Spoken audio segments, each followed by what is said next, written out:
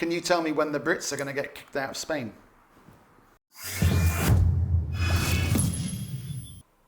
Hello everybody, I'm Sean Woolley, Managing Director of Cloud9 Spain. We are a real estate company based here in Marbella, covering the Costa del Sol. With me, I'm delighted to have Miguel Manzanares, CEO or MD, we're not quite sure which you prefer, of Manzanares Lawyers, who are probably the biggest and if not the best law firm in Marbella. And the reason I've asked Miguel to join me today is to discuss the issue of golden visas. Now, the Spanish government have said that they intend to withdraw the golden visa program, which will mean it won't be open to foreign non-EU buyers. And what's prompted this discussion is the fact that we've had many clients who are in the process of buying properties or thinking about buying properties in the future to enable them to get this golden visa. So Miguel, what's happening? Well, we know very little by now, because everything we know is it was really an announcement from the Prime Minister, and that was followed by the Board of Ministers. That's the spokesminister announced that it's going to be the cancellation, the abolishment. They're going to abolish the real estate-based golden visa, basically, because the golden visa is residency for investors, and there are three kind of investments to be made. One of them was related to real estate, more than 500,000 euros. The other one was about acquiring government bonds, which is more than 2 million euros. And there was another way, which is buying shares of a Spanish company or putting a deposit in Spain of 1 million euro. Everything that has been said is just published by the press, and it's been a very, very brief announcement from ministers and Prime Minister, only talking about the real estate-based golden visa. So we don't know what's going to happen about the rest of avenues to apply and get residency, and we don't know how everything is going to be regulated. This is going to be followed, and is going to happen, regulation and it's going to be published at the state official gazette, which is BOE, B-O-E, in Spain, and this didn't take place. So we are all guessing what's going to happen, but nothing absolutely solid has been. Now that the Prime Minister has announced that he wants it to happen, is it going to happen? Or is there any way that they can change their mind and reintroduce it? It will happen. It will happen. It's been decided by a board of ministers that they decided that this is going to happen. The thing is, we don't know how it's going to be regulated, or when it's going to be. Or when it's going to be regulated. I'm sure that they are intensively working in order to produce this regulation, because the decision was made. But under what kind of small letter terms and conditions this will be approved, we don't know. Because I guess there's a few things that are worrying people. One is, when is it going to happen? So if I'm in the process of house hunting at the moment with the express intention of getting a golden visa, will it happen before I get my golden visa, which could be a concern? So will they allow applicants that are already in the stages of application, will they allow those to go on? And then of course the other issue for a lot of people is, okay, I have my golden visa, but if they're stopping it, does that mean I can't renew it in the future? And I guess we just don't have the answers to those questions, do we? Exactly, we don't have the answers because this will come from the regulation of this new decision. The decision has been made. Surely they are basing that decision on several assumptions and discussions that they had.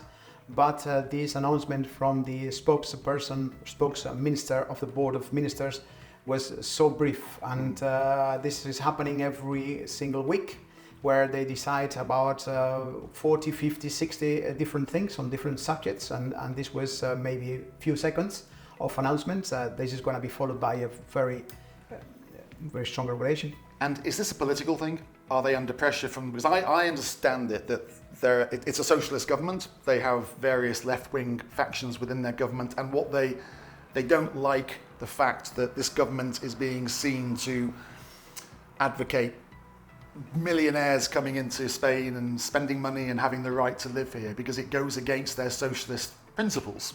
Is that accurate? Is it a political thing? It seems to be. It seems to be. We cannot really, in a categorical way, say this is. But if we see the evolution of the Golden Visa, or technically correctly is residency for investors, this was approved by the 30th of September 2013. So we've been already working to be 11 years.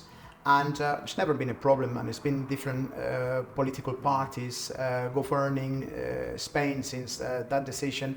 And but it looks like there is a quite significant increase of number of applications in the number of years.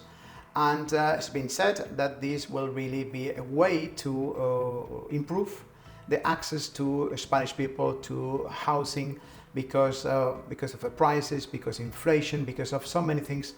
Honestly, I personally don't believe so, because the number of applications in respect of the global mass market of real estate is really very insignificant. Yeah, the Golden Visa scheme, when it started, I think it attracted quite a lot of Russians and Chinese, and then it went really quiet, didn't it, for a number of years.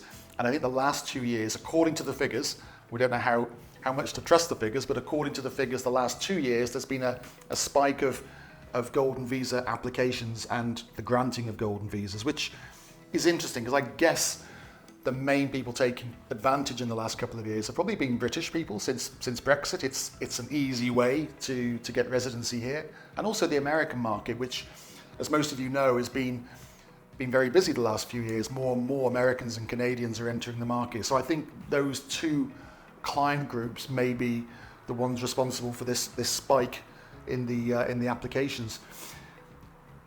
Just let's cover very quickly the main sort of selling points of the Golden Visa. Why has it been popular in the last couple of years? What are the main advantages to getting a Golden Visa for the applicant? The main advantage was always the flexibility, because every type of residency has the right to stay, of course, in Spain, but has also, we can say, the commitment from the applicant of staying in Spain longer than half of the year, longer than 183 days per year. The Golden Visa biggest advantage was the flexibility of staying in Spain less than half of the year. Mm-hmm. So you can still retain your residence card in Spain without having to be longer than half of the year. Wasn't even just 1 day or something you need to be here? One day. So therefore that was really somehow getting the rights of a resident, but without the commitments and responsibilities of a resident, because you, as long as you do not exceed 183 days per year, mm-hmm. you are still somehow a non-resident for instance, tax point of view. If you are not spending more than half of the year in Spain, you didn't have to become tax resident in Spain. So therefore, the biggest advantage was always the flexibility. So I would imagine if you're in a low tax country, say some of the countries in the Middle East, but you still wanted to have full access to the EU or the Schengen area, but retain your low tax status at your home, in your home country, this would have been an ideal solution. Yeah, that was a solution, but I have to also say, because we are dealing with hundreds and thousands of clients after this number of years, and many of them are not really exceeding the parameters of the touristic visa of 90 days every 180. So some of them are using, out of the 90 potential days of a block of 180 days, they're using 20, 30, 40 days. So therefore, equally coming from other countries, they had the same right of coming over and staying for those periods of time. So therefore, okay, fair enough that you are staying in Spain with your card of resident and not with your card of your touristic visa. Mm-hmm. But the number of days that were used one way or the other are pretty much the same, because not so many people are exceeding those 90 days every 180. So why the fuss? Why over the last 2 weeks I've been approached by various serious news outlets, and what they're saying to me is, Sean, you're an expert in Spanish property. Can you tell me when the Brits are going to get kicked out of Spain because of the Golden Visa? And it's like, I don't think a lot of people understand the implications of the changes, and also that there are solutions, there are alternatives for people. And I think the Golden Visa, I think like you alluded to at the start, it's been marketed as this green ticket, hasn't it? And actually, there's other things as well that people should consider. Exactly, because the thing is, if you are not expecting to exceed in Spain 90 days every 180, you have already a very easy, straightforward, without having to buy a property, without having to commit that big money in Spain. You have your touristic visa from the very most of the countries, and you're not exceeding 90 days every 180, which in total could be in a year around 180 days, right? So that is very easy, straightforward, and simple. And for most people, that's enough, isn't it? For very, very most people is enough. And sometimes when people say, okay, but 90 days every 180, so half of the year is not enough for me, the Spanish system has already in place some other ways to become resident, which are, again, straightforward and simple. Therefore, the lucrative and the non-lucrative residencies, which many people say visa, but it's not a visa, but residency is really a perfect way to acquire the category of resident for those people that are really willing and able to exceed 183 days a year. So therefore, there is a solution for both. For those that are not able to exceed they're not prepared yet to exceed half of the year, touristic visa. For those that are willing to exceed 183 days per year, a residency under the category of lucrative or non-lucrative. So if I'm someone sitting in America or in the UK and I had plans to relocate to Spain and take my family and put them in schools and work, whether for myself or for somebody else, what are the solutions? The lucrative and the non-lucrative residency, yeah? Correct. And how does that work? The non-lucrative is I am willing and planning to stay in Spain. I want to build up my business and I want to become eventually as well an employee, right? So therefore you have to apply to the Spanish government that you have a business plan, you have a solid plan to come to Spain and run a business and run an economic activity. That is one way, the lucrative, which requires a little bit more deep and extensive documentation and way of supporting your business. It's a proper business plan which you've got to put together. The other way, the non-lucrative, is quite easy and straightforward because that's I want to enjoy Spain. I want to not necessarily retire because you don't need to have the age of retirement, but just enjoy Spain. And if you can support yourself, and then there is a number of other requirements, then you will have a residency in Spain. Support yourself. This is the immediate question of many people. So how much do I need to prove? So you have to make an income of 30,000 euros per year, and you have to have a bank account with certain money, which is 30,000 euros. Used to be in Spain only, but now it's also possible that you keep your bank account with your 30,000, equivalent to 30,000 euros in your country. So these are the double requirements. So I want to enjoy Spain. I can support myself in Spain. I make 30,000 per year, and then I have another bank account with 30,000. Yes. In addition, very standard, clean criminal record, a good health and applications. So it sounds like for the non-lucrative visa that as long as you have enough money to support yourself, so you have an income coming in and some money in your bank account to cover those things, they don't want you to become a burden on the Spanish state, correct? Correct. For the lucrative visa, where you maybe have a business plan and you present it and you want to come in, I guess the Spanish state just wants to make sure that you're not going to take Spanish jobs. You're actually going to potentially create jobs.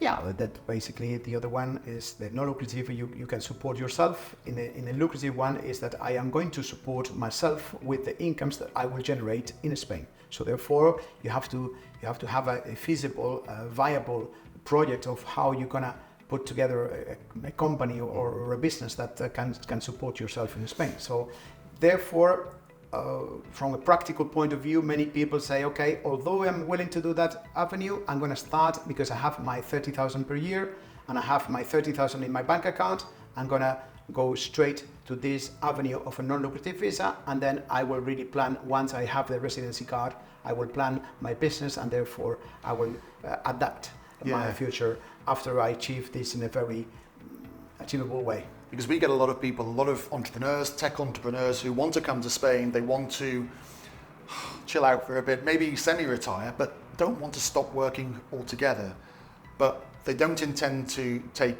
an employee's job, but they maybe want to become an employer. They maybe want to start a business and employ people. That is allowed, isn't it? That with a non-lucrative visa residency is perfectly possible. Okay. So you can set up a company and you can employ but not be employed. Employed, okay. And if you wanted to come here and be employed, Yeah. that door is getting shut, isn't it now, really?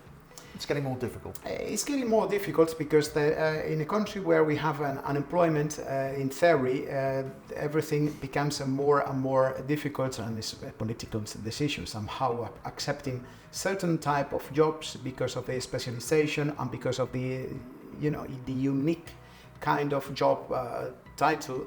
Then is possible. It's still possible, but for normal jobs, this is becoming more and more difficult. Are you seeing any reaction in the last week or two from your clients or your colleagues or from agents that you work with? Has there been any spike in interest in the Golden Visa before it's too late, or are people now looking at other alternatives? Yeah, nobody really knows how this is going to be regulated, and the initial reaction of some people was trying to accelerate the application of Golden Visa to see whether they don't know how it's going to be regulated, by if there is a possibility that every application that has been stamped is somehow respected. People are really chasing this. But in general, I see a reaction of many real estate agencies and clients in general of complete relax, because when they listen, when they learn the possibility of non-lucrative visa, they say, okay, I can manage my life perfectly well with the touristic visa, because I'm not actually exceeding 90 every 180. That's number one. But if there is a day in which I am willing to exceed it, the non-lucrative sounds very easy and viable. So that initial press message of a little bit of a panicking or eye-catching new to create that the Golden Visa looks like when you really go to explain to a client that the two avenues are very easy, they find is some of the clients have said to me, Miguel, it's even easier than Golden Visa, because the Golden Visa I am having to think about buying a property of 500 and not 450 and things like that. And they say, in the lucrative, I don't have to buy a property of 500. No, you don't have to. Yeah. So some of the clients say it's not a complication, but it's something that doesn't worry at all to most of my clients, actually. Very interesting. So the good news is that there is hope. There is an alternative or alternatives to this situation. It wasn't all about the Golden Visa. I think the Golden Visa was very well marketed and it became a nice name, and people just started to become a little bit obsessed about it. But there are other alternatives. The 90 and 180, which is something that if you're outside the EU, you can just come and use those days as you want. And then the non-lucrative visa, which Miguel is saying is really the way to go for people who want to make the permanent move and commit themselves to Spain. As long as you have a clean record, you have healthcare, and you have some money in the bank, then that's the way to go, really, isn't it? So, of course, if you are an EU citizen, none of this concerns you at all, and you're still free to travel and work here and do what you like. It's just the people outside the EU zone that are being affected. Miguel, thank you so much for your time. That's much appreciated. No doubt we will return to this topic in the coming weeks and months as it goes through the passage of law. But until then, thank you. Thank you very much. Thank you.